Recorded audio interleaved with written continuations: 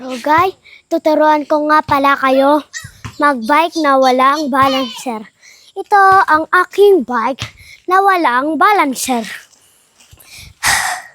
Walang gulong dito.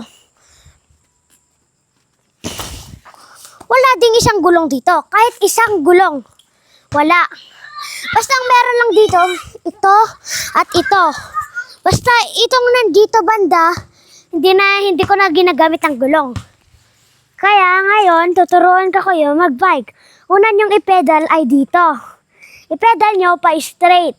Huwag siyadong mabilis. Kasi pag professional lang, mabilis.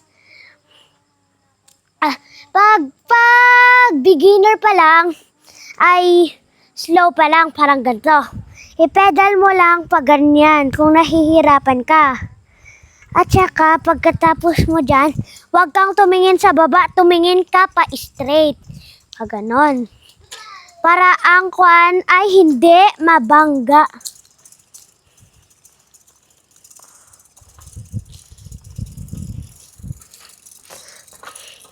Ganon ang mag-bike ng beginner.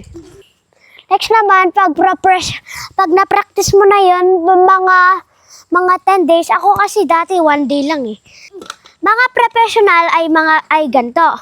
Binibilisan nila ang takbo nila, tapos tumatayo sila. Na parang ganto.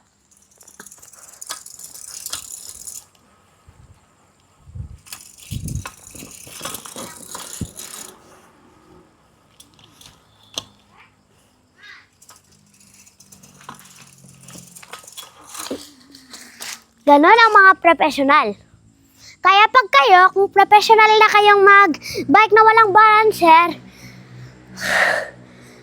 paghirapan nyo. Kasi ako nga dati, nung ako nagbabike dati, nung beginner ko palang magganto, ay pumunta ako dito.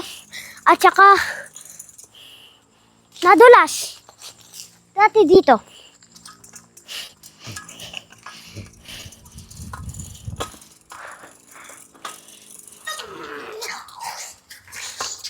Kaya sa inyo, kung gusto nyo mag-bike na walang balancer, magpabili kayo tapos mag-practice kayo.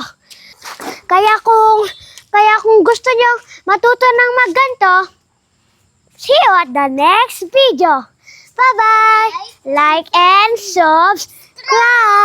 And comment! Hoy, may motor! Pagilid! Yeah! Bye-bye!